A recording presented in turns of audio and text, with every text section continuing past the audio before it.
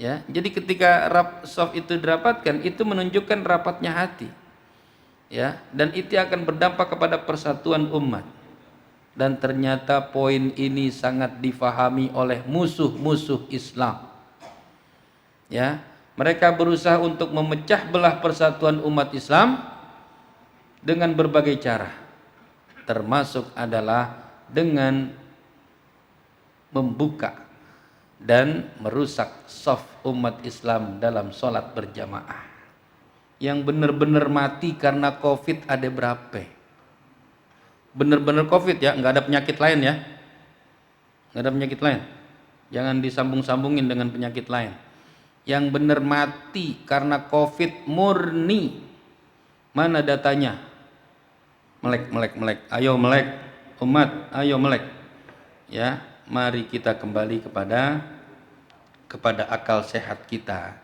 Dan tidak pernah ada sejarah tidak pernah terjadi dalam sejarah umat Islam perintah merenggangkan shaf salat berjamaah dalam kondisi perang sekalipun.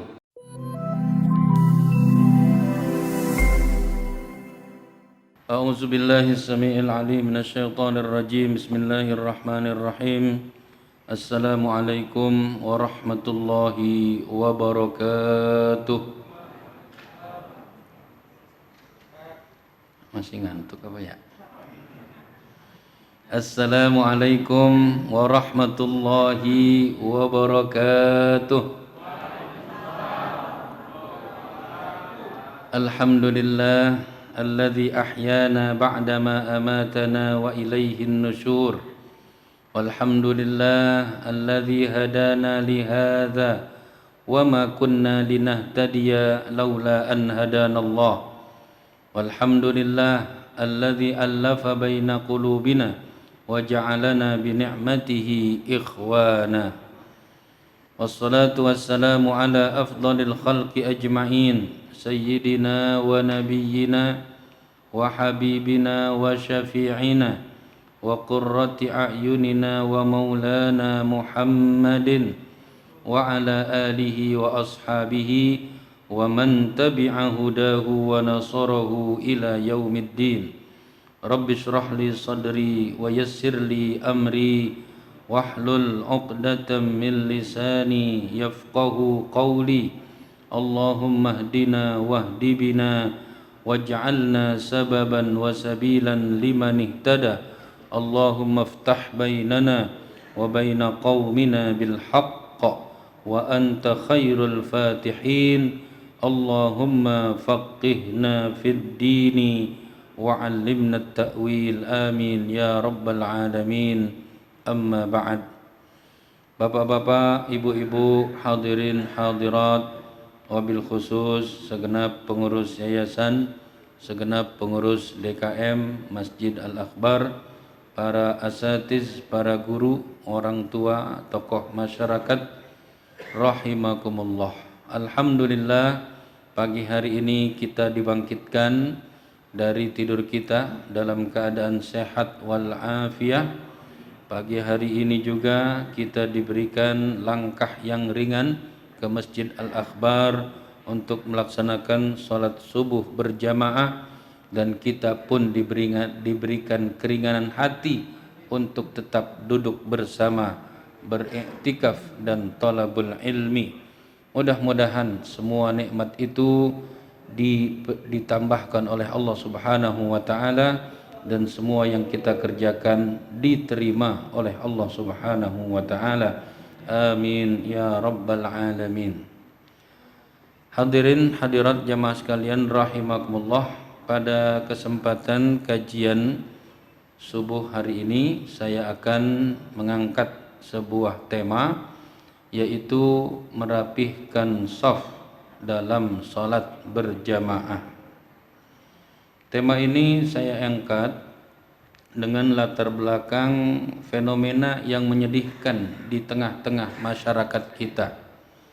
Fenomena yang pertama adalah fenomena sebelum Qopat Kapit, di mana merapatkan shaf ini terlihat tidak disukai oleh sebagian masyarakat kita. Ya, Belum ada kopat kapit saja kalau diberikan aba-aba, rapikan, luruskan, rapatkan, nggak bergerak tuh, ya nggak bergerak. Susah sekali untuk maju, susah sekali untuk merapatkan, susah sekali untuk meluruskan rapatnya. Itu dulu, ya. Nah sekarang ditambah lagi dengan adanya ajakan social distancing, maka semakin menguatkan untuk tidak merapatkan shaf dalam sholat berjamaah. Ujung-ujungnya yang terjadi sangat menyedihkan, ya, aturan-aturan sholat peribadatan sedikit demi sedikit rapuh di tengah-tengah masyarakat kita. Oleh karenanya saya ingin mengangkat tema ini, saya ingin menguatkan kembali ajaran yang diajarkan oleh Nabi kita Muhammad sallallahu alaihi wasallam dalam hal merapikan shaf salat berjamaah. Bahasan ini tentu harus punya panduan agar tidak ngelantur, ya, agar tidak ngalor ngidul, dan panduannya adalah surat An-Nisa ayat 170. Allah Subhanahu wa taala berfirman, A'udzubillahi minasyaitonir rajim. Ya ayyuhan nasu qad ja'akumur rasulu bil haqqi mir rabbikum fa aminu khairal lakum wa in takfuru fa inna lillahi ma fis samawati wal ard wa kana Allahu aliman hakima. Wahai manusia, yang dipanggil wahai manusia, bukan saja orang yang beriman.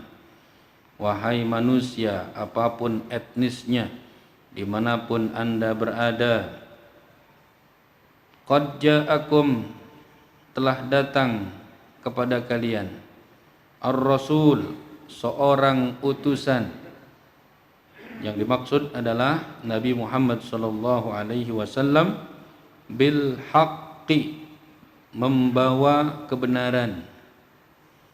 Ya, Allah mengatakan Rasul telah datang kepada kalian membawa kebenaran. Bukan sekedar membawa kabar, bukan sekedar membawa informasi, tapi membawa kebenaran. Mir rabbikum, dari Tuhan kalian. Bukan saja Tuhan beliau, tapi dari Tuhan kalian, dari Tuhannya manusia seluruhnya. Fa aminu, maka berimanlah, maka percayalah dengan kebenaran yang datang dari Tuhan kalian itu, khairal lakum, niscaya kalian akan mendapatkan kebaikan, niscaya kalian akan mendapatkan keuntungan.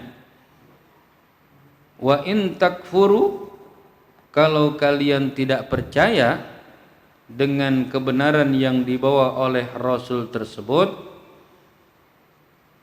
fa inna lillahi ma fis samawati wal ard, menjadi milik Allah semua yang ada di langit dan semua yang ada di bumi. Allah tidak rugi kalau ada yang tidak beriman. Allah tidak bangkrut kalau semua manusia kufur terhadap kebenaran yang dibawa oleh sang utusan. Wa kanallahu aliman hakima, dan Allah itu maha mengetahui dan Allah itu maha bijaksana. Yang mana yang menjadi panduan kita di sini dalam ayat ini, yang digarisbawahi adalah bahwasanya Rasul Muhammad sallallahu alaihi wasallam telah datang membawa kebenaran, dan kita diperintahkan untuk mempercayai kebenaran itu. Dan kalau kita percaya, maka keuntunganlah yang akan kita dapatkan. Jadi sekali lagi, bukan sekedar membawa informasi, Pak, bukan sekedar membawa berita, bukan sekedar membawa kabar, tapi membawa kebenaran. Kalau kita percaya, maka kita beruntung. Informasi banyak, arahan banyak, ya, tapi belum tentu menguntungkan, tapi belum tentu benar. Yang sudah pasti benar adalah yang dibawa oleh Rasulullah Sallallahu Alaihi Wasallam, dan kebenarannya itu akan memberikan kepada kita keuntungan, keuntungan di dunia dan juga keuntungan di akhirat. Jangan berpikir tentang ibadah saja. Yang dibawa oleh Rasul itu semua urusan, baik dunia atau akhirat. Urusan ibadah, urusan muamalah, urusan kesehatan, urusan politik, urusan militer, urusan pendidikan, urusan ekonomi, dan semua urusan-urusan yang ada dalam kehidupan kita, Rasulullah bawakan kebenaran. Ya, kalau kita ingin beruntung dalam politik, militer, ekonomi, pendidikan, sosial, kesehatan, dan semuanya, maka mari kita ikuti kebenaran yang dibawa oleh Rasulullah Sallallahu Alaihi Wasallam tersebut. Inilah panduannya. Selanjutnya, mari kita masuk kepada bahasan apa yang dimaksud dengan shaf yang rapi. Ya, rapi artinya tertata, lurus, dan rapat. Bukan saja tertata, bukan saja lurus, tapi rapat. Ya, jadi kalau tidak rapat, tidak rapi. Rapat artinya tidak ada celah yang bisa dimasuki anak kambing. Bukan tidak ada celah sama sekali, bukan. Tapi ada celah, namun celahnya mungkin hanya bisa dimasuki kucing. Ada celah tapi bisa dimasuki tikus, iya. Tapi celahnya tidak bisa dimasuki oleh anak kambing. Ya, itulah yang disebut dengan rapat. Dan standar rapat dalam shaf salat itu adalah bahu ataupun pundak dan juga mata kaki. Lurus artinya tidak bengkok. Standarnya adalah letak tumit dalam garis yang sama, seperti sebuah tombak ataupun seperti sebuah anak panah. Ada enggak tombak yang bengkok, yang agak melengkung? Enggak ada. Ya kalau bengkok dilempar enggak kena sasaran. Anak panah ada enggak yang enggak lurus? Tidak ada, mesti lurus. Ya, kalau tidak lurus ketika memanah ya tidak akan kena sasaran. Ya, nah ini adalah artinya rapat dan lurus. Jadi rapat itu bukan dengan sejadah. Ya, sejadah itu justru membuat shaf tidak rapat. Apalagi sejadahnya lebar-lebar. Itu ukuran duduk, Pak, bukan ukuran berdiri. Ya, kalau Bapak duduk selebar sejadah. Ya, karena dengkulnya ada 2. Ya, dengkulnya melebar. Tapi kalau Bapak diri, satu sejadah itu bisa 2 orang. Ya, sejadah-sejadah yang sudah dibuat oleh orang-orang dahulu kita itu ukuran diri. Tapi sejadah yang dibuat sekarang ini ukuran duduk. Ya, lebar-lebar. Justru ini merusak rapatnya shaf dalam sholat berjamaah. Ya, tidak dianjurkan untuk membawa sejadah dalam melaksanakan sholat. Ya, kenapa? Karena memang akan merusak rapatnya shaf dalam sholat berjamaah. Ya, kecuali kalau kita sholat sendiri, ya. Tapi kalau kita sholat berjamaah tidak perlu, tidak dianjurkan untuk membawa sajadah tersebut. Ya, kalaupun kita merasa dingin, ya untuk alas diri saja, untuk alas duduk saja, namun tidak menjadi standarisasi rapatnya dan lurusnya shaf dalam melaksanakan sholat berjamaah. Perintah untuk lurus, rapat, dan rapi dalam hadis Nabi Shallallahu Alaihi Wasallam bisa kita temukan dalam redaksi-redaksi. Satu, sawu. Ya, kalau imam mengatakan sawu itu artinya rapatkan. Ada juga i'tadilu, i'tadilu. Itu juga artinya rapatkan, luruskan. Yang ketiga ada juga redaksi hadzu. Jadi kalau Bapak dengar imam memberikan komando hadzu i'tadilu, ya, itu sudah artinya adalah rapikan dan luruskan shafnya. Ya, kalau Bapak salat di Masjidil Haram di negara-negara Timur Tengah pakai bahasa Arab, ya nggak mungkin lah dia bilang rapatkan shafnya. Tapi dia akan mengatakan sawwu sufufakum wa'tadilu wa hadzu bainal manaqibi wal aqdam. Oh, saya paham. Ya, Bapak paham bahasa Arab. Ya, hadzu artinya rapikan dan luruskan, i'tadilu artinya rapatkan dan luruskan, sawwu artinya rapikan dan luruskan.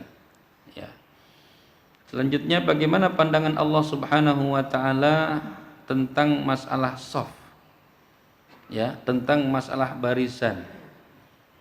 Tadi sudah saya bacakan dalam salat surat As-Saff ayat 4. A'udzu billahi minasy syaithanir rajim. Innallaha yuhibbul ladzina yuqatiluna fi sabilihi shaffa ka'annahum bunyanun marsus. Sesungguhnya Allah Subhanahu wa taala mencintai mereka yang berbaris rapi. Sesungguhnya Allah Subhanahu wa taala mencintai mereka yang berbaris rapi, laksana bangunan yang kokoh dan megah untuk berperang di jalan Allah. Ya, dalam peperangan, dalam kemiliteran, barisan yang rapi itu menjadi pelajaran dasar. Di sini ada orang militer enggak? Walaupun enggak ada, kita tahu semua ya. Pelajaran dasarnya ya baris berbaris. Siap, gerak. Lancang kanan, ya, luruskan. Itu adalah pelajaran dasar. Dan kalau ada parade militer yang ditunjukkan apa, Pak? Yang ditunjukkan adalah barisannya. Nah, ketika terlihat barisan itu rapi, ini menunjukkan sebuah kekuatan militer dalam negara. Ya, ketika barisannya acak-acakan, lah begini, ya, musuhnya juga akan melecehkan dan meremehkan. Jadi masalah barisan ini bukan masalah ecek-ecek. Ya, masalah barisan ini bukan masalah yang murahan. Allah Subhanahu wa taala langsung memberikan penilaian. Kalau shafnya rapi, kalau barisannya rapi, Allah mencintai orang-orang yang merapikan shaf. Dan kalau shafnya tidak rapi, sebaliknya Allah membenci orang-orang yang barisannya tidak rapi.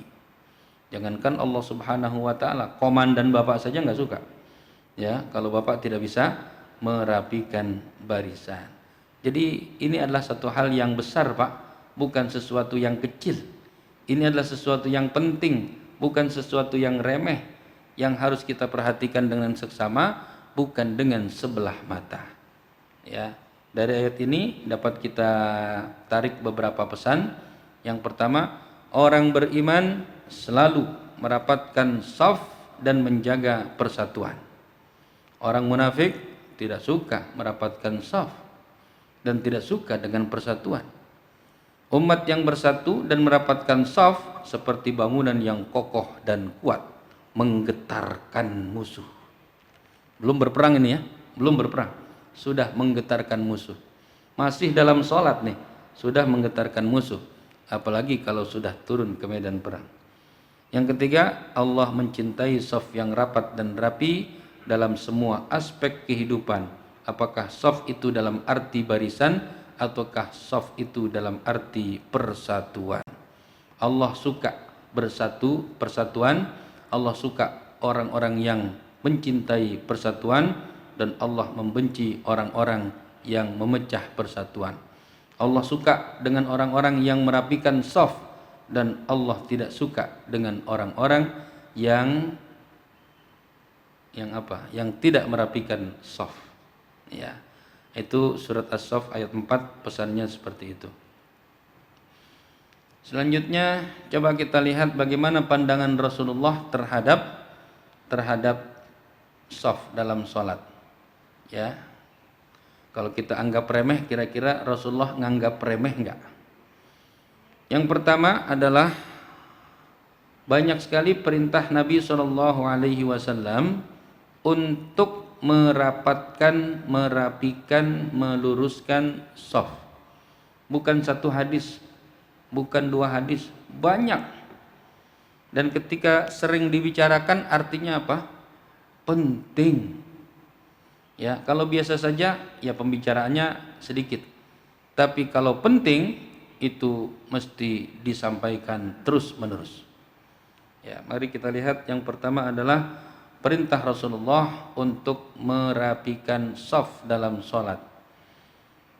An Anasin anin Nabi sallallahu alaihi wasallam qala sawwu sufufakum fa inna taswiyatas sufufi min tamamis salah.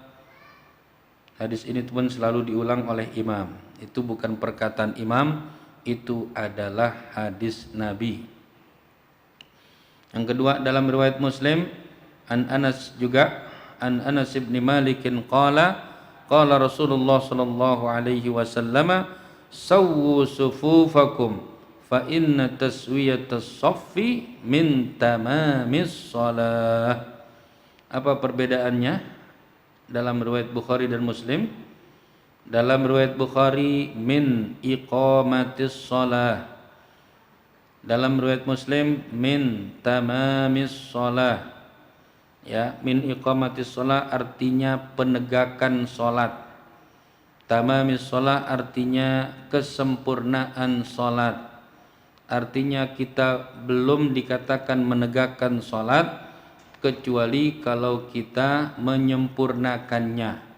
Dan menyempurnakannya itu dengan merapatkan, merapikan, meluruskan shafnya pada saat kita melaksanakan sholat berjamaah. Banyak jamaah kita, masyarakat kita yang meremehkan kalimat kesempurnaan. Ya, mereka mengatakan nggak apa-apa, nggak rapi, nggak apa-apa, nggak rapat, ya sah juga sholatnya. Kan cuma untuk kesempurnaan saja, bukan untuk sah atau tidak. Tidak rapi pun tetap sah sholatnya. Saya berikan sebuah logika. Ya, bapak ya istrinya melahirkan seorang anak, ya matanya cuma satu di jidat, ya hidungnya tidak ada, lahir dengan selamat tanpa disesar. Bapak mau? Ibu mau? Kan manusia juga, Pak. Hidup juga tuh. Manusia juga. Kenapa kok sedih?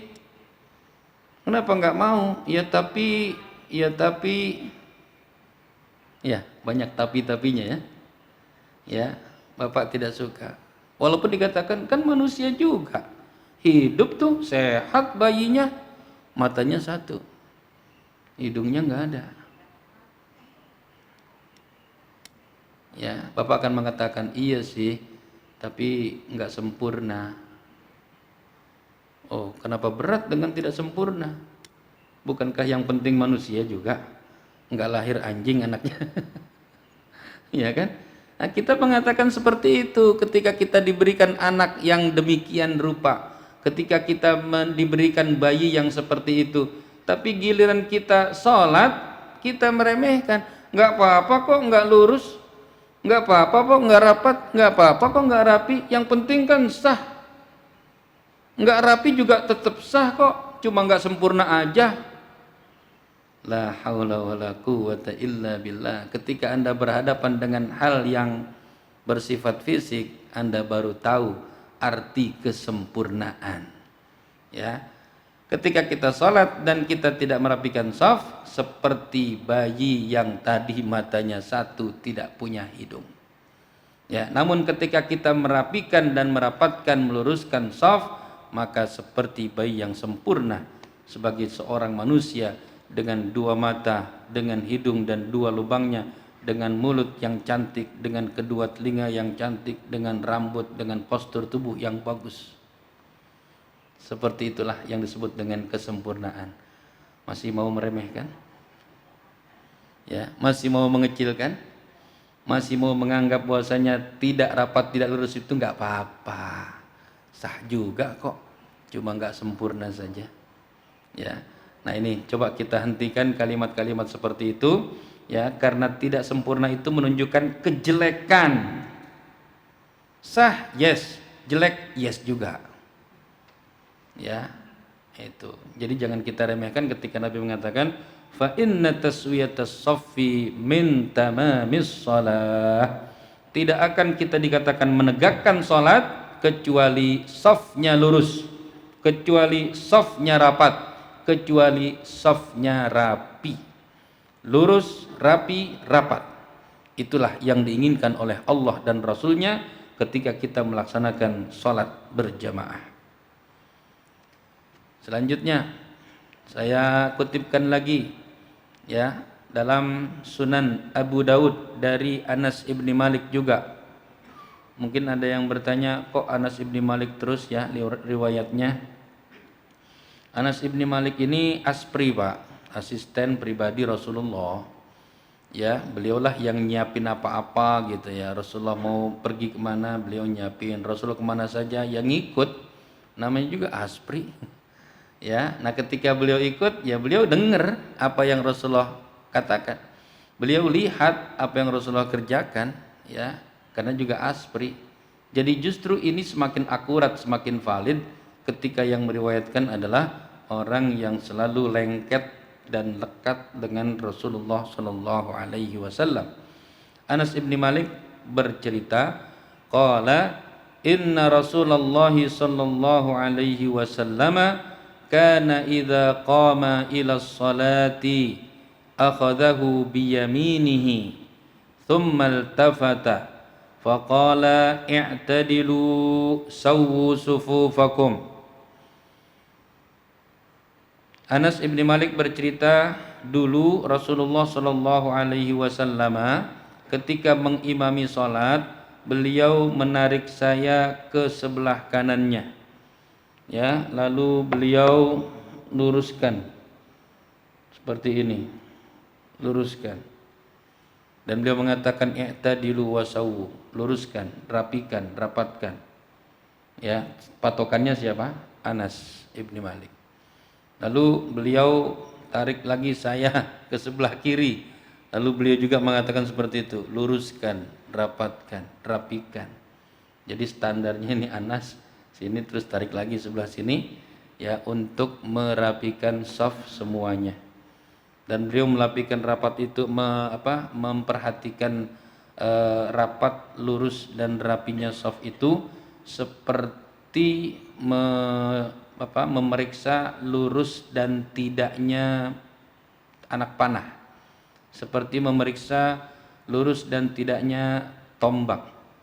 Ya, kalau bahasa Jermannya itu dikeker, Pak. Tahu dikeker gak? Ya, dikeker. Gitu ya. Ya, itu namanya betul-betul serius untuk mencari apakah lurus atau tidak, apakah rapat atau tidak. Ini yang kedua, bagaimana perhatian Rasulullah terhadap rapat, lurus dan rapinya shaf dalam sholat. Ya. Di balik perintah ada juga ancaman, Pak. Oh, ternyata ada juga ancamannya. Untuk masalah meluruskan shaf saja ada ancamannya. Bukan enteng.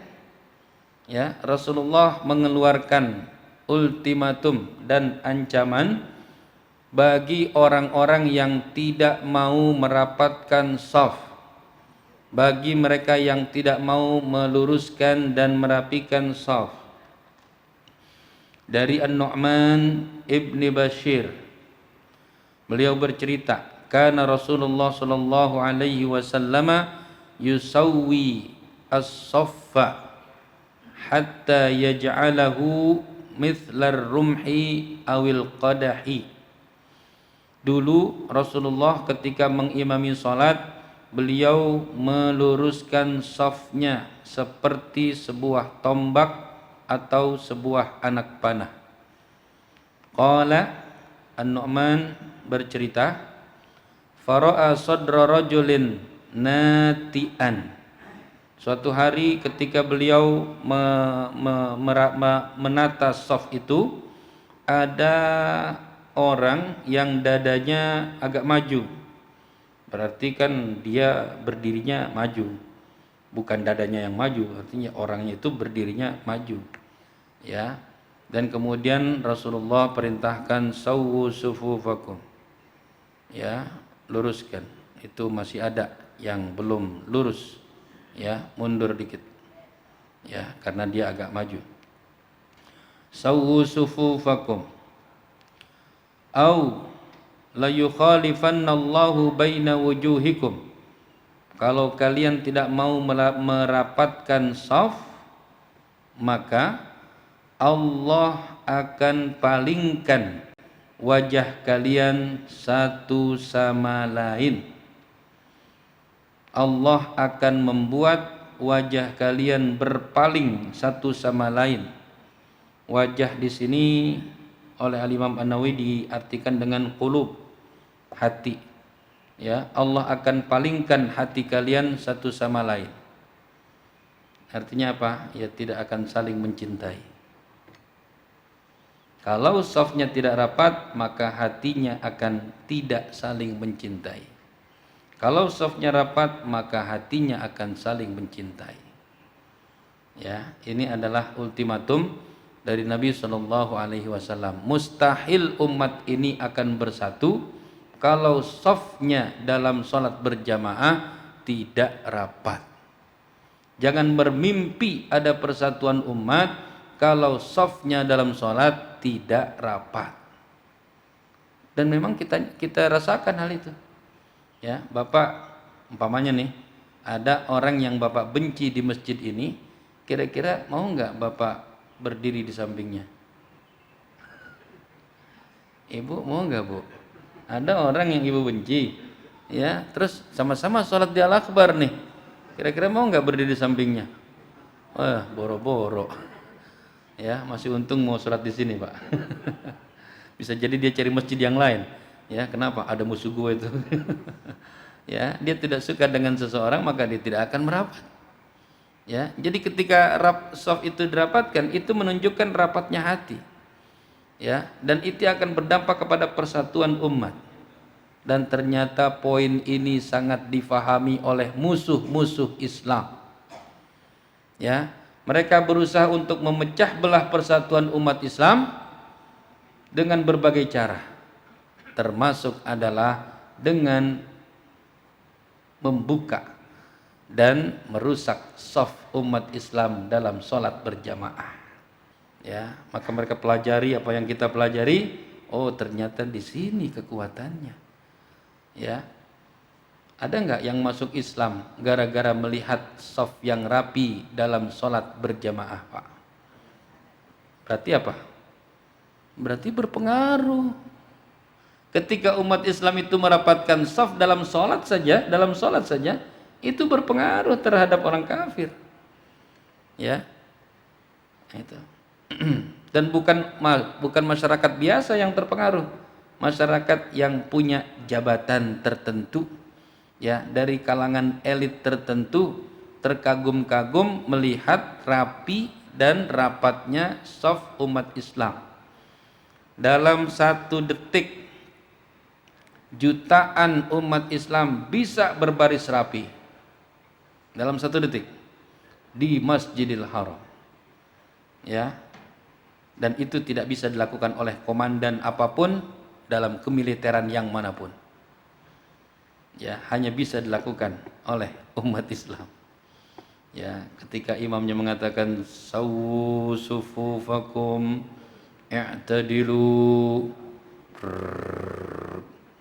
ya, semua langsung merapatkan shafnya. Itu mengagumkan dan membuat seorang kafir masuk Islam. Jadi jangan kita anggap remeh. Sekali lagi, Allah saja memperhatikan, Rasulullah saja memperhatikan, masa kita nggak mau memperhatikan?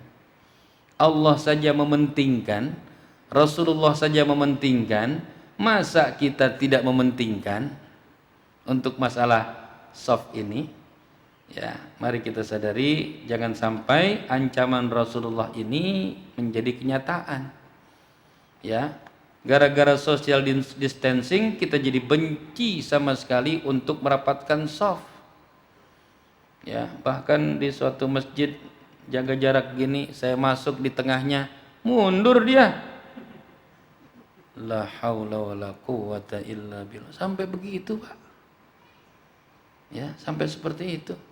Ditanamkan kebencian oleh orang-orang kafir ya terhadap umat Islam dalam rangka merapikan, merapatkan dan meluruskan shaf. Baik, itu perintah dan ancamannya. Sekarang kita lihat apa keuntungannya. Apa sih keuntungannya? Ya, kita kan sebagai manusia selalu nanya, untungnya apa? Gitu. Kalau kita disuruh-suruh, apa yang kita katakan? Wani piro. Wani piro. Ente mau bayar apa? Gitu ya. Jadi kita selalu menanya keuntungan, wajar. Dan Rasulullah juga tidak lupa ya untuk menyampaikan keuntungan pada saat beliau memerintahkan untuk merapikan shaf dalam salat. Beliau bersabda dari Al-Barra ibni Azib, diriwayatkan oleh Ad-Darimi, sawu sufufakum la takhtalifu qulubukum. Kalau kalian merapikan shaf, maka hati kalian akan bersatu. Maka hati kalian tidak akan bercerai-berai. Maka hati kalian tidak akan saling berpaling. Kalian akan bersatu kalau kalian merapikan shaf dalam sholat. Itu satu keuntungan. Ya, mau nggak kita dijadikan sebagai umat yang bersatu? Keuntungan atau bukan? Ya, maka lakukanlah ya, rapikan shaf.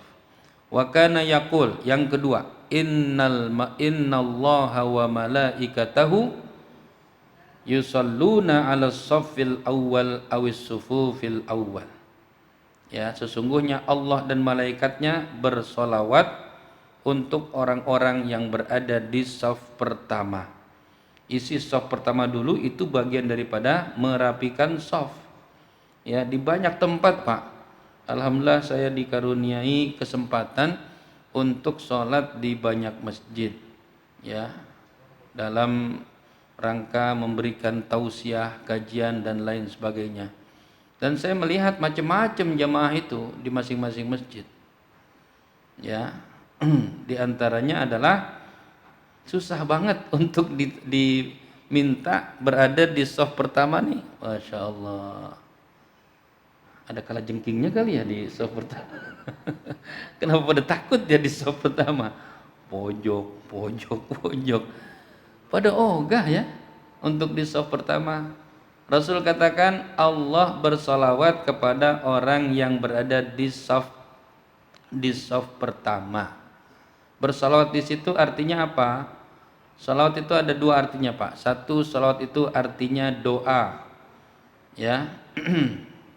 Wa shalli alaihim inna salataka sakanun lahum.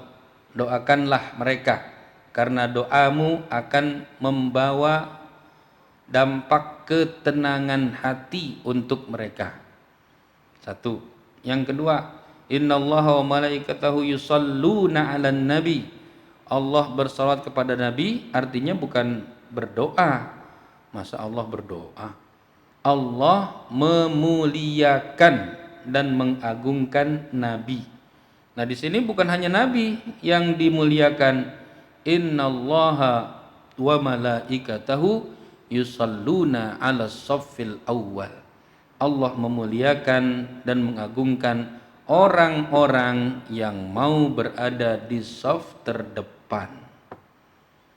Ya, orang-orang yang mau berada di shaf terdepan. Itu dua keuntungan yang beliau sampaikan dan kita perlu tahu keuntungan tersebut. Keuntungan yang lain, yang ketiga Apa keuntungannya ketika saf kita rapi?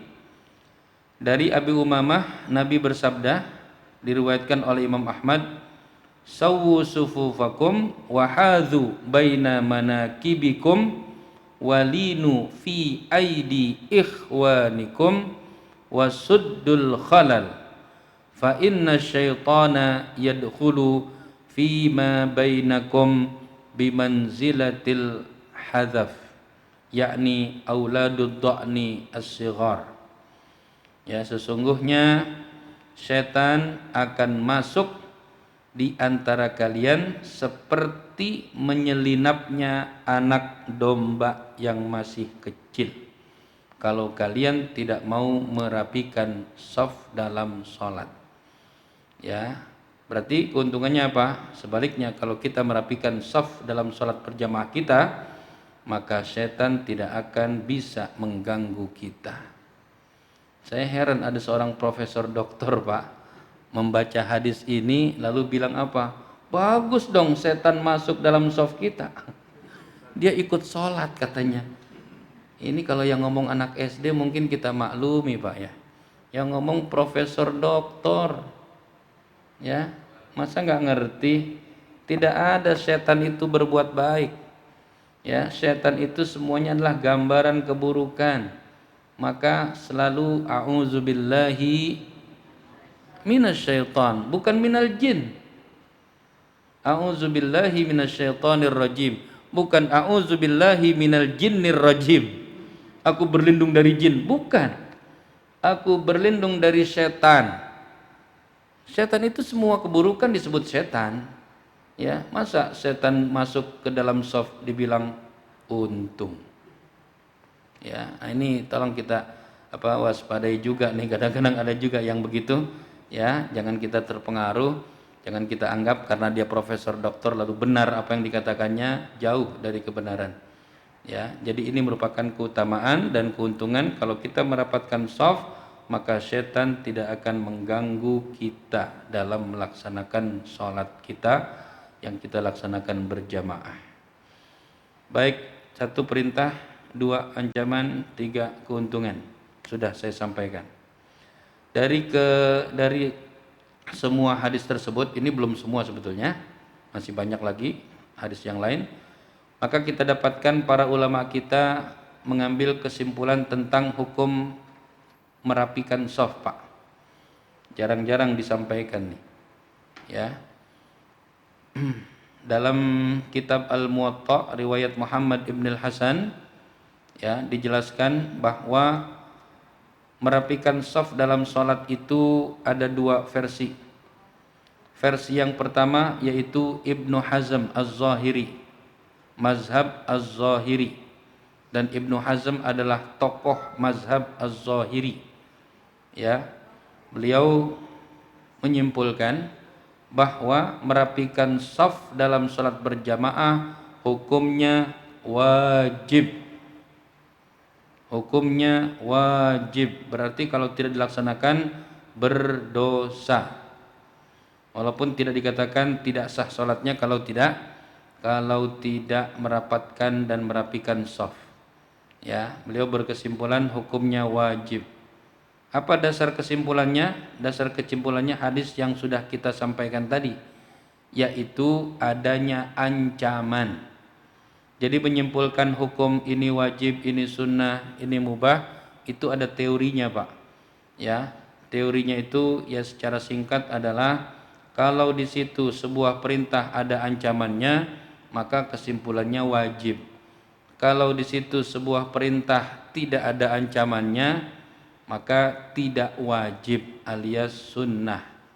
Ya, kalau Nabi rajin mengerjakannya, tidak pernah meninggalkannya atau jarang meninggalkannya, maka sunnahnya naik sedikit menjadi sunnatun muakkadah. Itu teori-teorinya dalam ilmu usulul fiqh. Sedangkan Asy-Syafi'i dan juga Imam Malik serta Abu Hanifah memfatwakan merapikan shaf hukumnya sunnah. Ya, kenapa? Karena hadis yang menyebut min tamamis shalah. Maka kesimpulan mereka tidak wajib tapi sunnah. Ya, nah dari kedua pendapat ini saya ingin bertanya kepada Bapak Ibu, pernah enggak Rasulullah mengimami salat dan beliau cuek bebek terhadap shaf salat? Rasulullah enggak mau memperhatikan. Ya pokoknya gue jadi imam, Allahu Akbar. Ya, enggak memperhatikan, luruskan enggak. Ya, masa bodoh dah. Allahu Akbar. Gue jadi imam. Pernah enggak begitu sikapnya Nabi dalam menjadi imam? Tidak pernah, Pak. Ya, tidak pernah. Tidak pernah Nabi mengabaikan tentang shaf salat itu. Kalau beliau menjadi imam, pasti beliau memperhatikan shafnya. Ya, dengan dengan sangat serius. Nah, maka dari dua pendapat ini kita ambil jalan tengahnya antara yang mewajibkan dan yang sunnahkan dari praktek Nabi SAW tersebut. Hukum merapikan shaf dalam sholat berjamaah adalah sunnatun muakkadah. Dia sunnah, iya, tapi Rasulullah tidak pernah mengabaikannya. Maka dia menjadi muakkadah. Ya, sangat ditekankan. Salat sunnah 2 rakaat sebelum salat subuh setelah azan, apa hukumnya, Pak? Sunnatun muakkadah. Kenapa kok kesimpulannya sunnatun muakkadah? Karena Rasulullah tidak pernah meninggalkan 2 rakaat sebelum salat subuh. Baik, itu Rasulullah kesimpulan hukum ya dari hadis-hadis Nabi. Sekarang bagaimana? Apakah para sahabat juga mengikuti jejak Nabi dalam masalah memperhatikan shaf salat? Ya, ini ceritanya, Pak. Saya kutipkan dari kitab Al-Muwatta juga, riwayat Muhammad ibn al-Hasan. Ya, Indonesianya saja, terjemahannya saja. Utsman ibn Affan berpidato, jika salat sudah ditegakkan, maka rapikanlah shaf, luruskanlah pundak, karena shaf yang rapi adalah kesempurnaan salat. Lalu si perawi ini Malik ibni Abi Amir al-Ansari bercerita, ya, tsumma la yukabbir, Utsman tidak memulai takbiratul ihram kecuali telah dipastikan kerapihan shaf dalam salat berjamaah. Ya, bahkan beliau memiliki asisten karena jamaahnya banyak, sementara mic-nya enggak ada. Ya, pakai asisten, Pak. 1 2 3 4 berapa orang itu? Coba periksa dulu shafnya. Sudah rapi atau belum? Ya, ketika asisten itu datang dan mengatakan, "Siap, Bos." Sudah rapi. Ya, barulah Utsman takbiratul ihram. Allahu Akbar. Coba, Pak, ya. Apakah itu bukan perhatian yang serius? Ya, sekarang ada nggak imam yang punya asisten? Nggak ada. Ya, kenapa? Udah ada ini. Ya, udah ada mic, cukup diteriakin aja. Ya, sawu sufufakum, kedengeran kan? Kedengeran. Ya, tapi nggak bisa langsung di ini kan. Nggak bisa langsung ditegur begitu. Kalau Utsman punya asisten. Ya, sampai hari ini tidak ada imam yang punya asisten. Ya, hanya Utsman bin Affan punya asisten, dan itu menunjukkan perhatian beliau terhadap masalah rapinya barisan dalam sholat berjamaah. Gimana? Puas? Ya, nah inilah tentang masalah sholat berjamaah yang selama ini diremehkan, dilecehkan oleh sebagian masyarakat kita. Terakhir, bagaimana masalah merapatkan shaf ini karena COVID? Ya, sekarang ini hubungannya dengan COVID. Banyak yang ogah, ya, lebih taat kepada WHO daripada kepada Rasulullah Shallallahu Alaihi Wasallam. Ya, kalau WHO suruh social distancing, patuh bener. Kalau Rasulullah suruh rapatkan shaf, ogah ya, kok bisa begitu ya umat kita. Nah ini banyak orang yang mengatakan, oh ini darurat. Ya, kondisi ini darurat. Kalau kita merapatkan soft, maka kita akan kena COVID, lalu kita sakit, lalu kita mati. Coba perhatikan, definisi darurat apa sih? Ya, selama ini ngomong darurat tapi nggak pernah mendefinisikan darurat iku opo. Ya, nah ini ada kitabnya Pak. Ya, judulnya adalah Nazariyatud Darurah Asy-Syar'iyyah. Teori kedaruratan dalam syariat Islam. Ya, yang ditulis oleh Syekh Dr. Muhammad Said Ramadan Al-Buti. Ya, beliau mengatakan ad-daruratu an tatra'a 'alal insani halatal khatar. Terjemahannya, darurat adalah sebuah kondisi bahaya dan genting yang menimpa manusia sehingga merenggut nyawa, mendatangkan cacat, merusak kehormatan, merusak akal sehat, menghilangkan harta benda. Kira-kira COVID sudah begitu belum, Pak?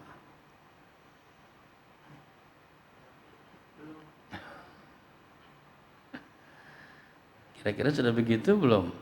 Yang benar-benar mati karena COVID ada berapa? Benar-benar COVID ya, nggak ada penyakit lain ya. Nggak ada penyakit lain. Jangan disambung-sambungin dengan penyakit lain.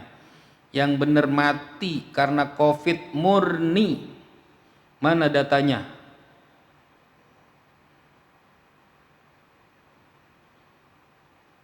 Tidak ada. Jadi untuk mengklaim sebuah kedaruratan, omong kosong kalau itu adalah sebuah kedaruratan.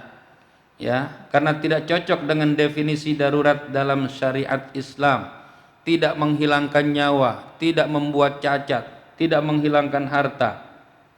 Lalu Anda takut apa? Pilek, apa belum pernah pilek? Ya, sering banget kalau hujan kita pilek. Banyak minum es, pilek juga. Ya, hidung mampet, bisa nyium, nggak bisa nyium, dibahasakan dengan bahasa yang keren, hilang indera perasa.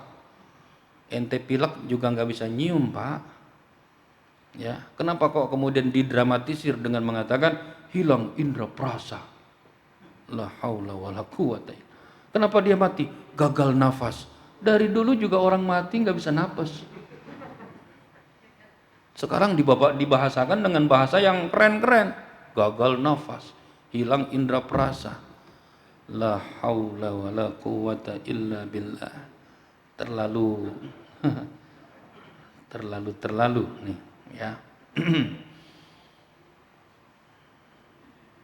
Nah, dan untuk untuk merubah sebuah tatanan ibadah karena darurat juga nggak sembarangan. Kalau memang darurat itu juga tetap dimna quyudis syar'i, perubahan tata peribadatan kalau memang ada kedaruratan dilakukan berdasarkan aturan syariat, bukan saenake udele dewe. Ya, kalau memang ada kedaruratan maka berubah hukumnya, iya, tapi yang telah diatur oleh syariat. Contoh nih, sholli qa'iman, ya, salatlah dengan posisi berdiri. Fa illam tastati' fa qa'idan, kalau enggak bisa maka salatlah dengan posisi duduk. Fa illam tastati' fa 'ala jambin, kalau enggak bisa duduk salatlah dengan posisi berbaring. Boleh enggak kalau kita enggak bisa diri langsung berbaring? Ya enggak. Aturannya duduk dulu, enggak bisa duduk baru berbaring. Ah, gue mau sholat tiduran, kenapa? Gue enggak bisa diri. Ya, kan darurat. Ya darurat, tapi bukan begitu caranya. Ya, darurat juga ada aturannya. Duduk bisa nggak ente? Bisa sih. Ya bisa, kalau bisa duduk. Ya, kalau ente nggak bisa duduk juga, ente duduk jatuh begitu umpamanya, silahkan sholat dalam posisi berbaring. Ya, ini kira-kira ada nggak? Bagaimana kedaruratannya dalam masalah soft salat?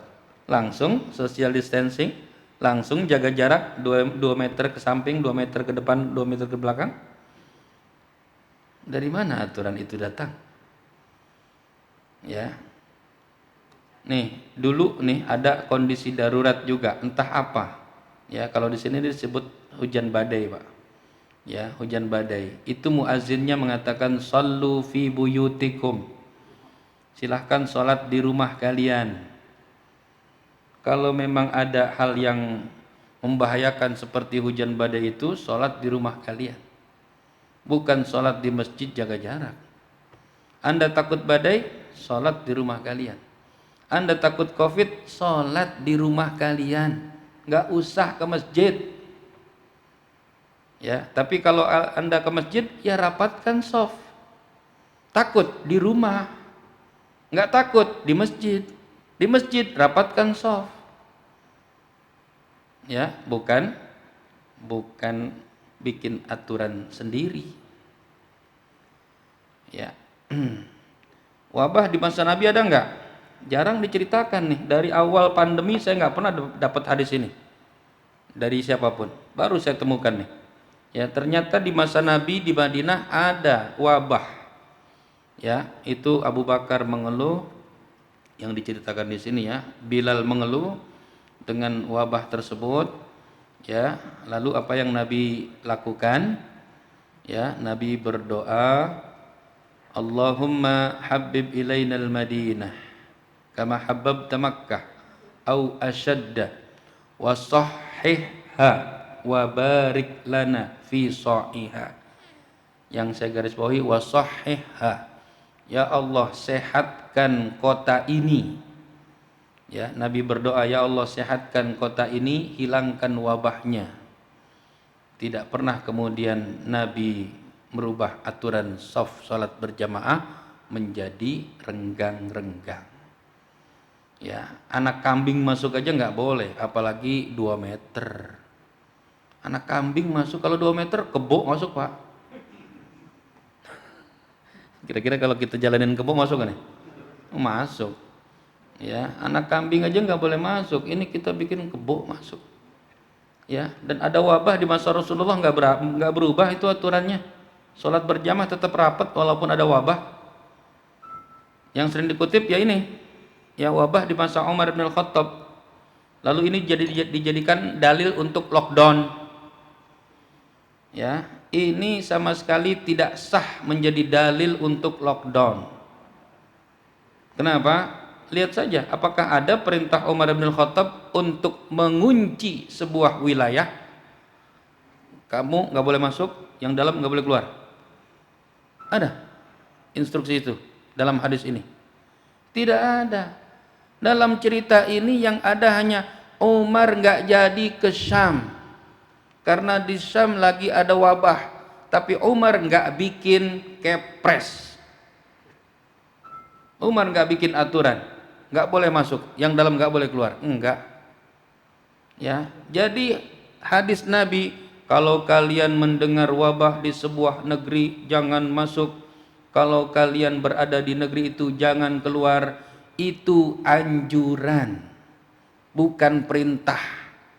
Apalagi menjadi sebuah hal yang mendatangkan sanksi hukum bahkan pidana. Ya, zalim. Ya, tidak pernah Nabi melarang orang memasuki sebuah wilayah, Nabi hanya menyarankan. Tidak pernah Nabi melarang orang keluar dari sebuah wilayah yang terkena wabah, Nabi hanya menyarankan. Ya, bisa membedakan antara saran dengan perintah. Ya, ada ancaman Nabi. Kalau kalian memasuki daerah berwabah, nggak masuk surga. Kalau kalian keluar dari daerah wabah, kalian masuk neraka. Enggak ada. Ya, itu hanya arahan. Dan kenapa? Karena memang sangat kondisional, Pak.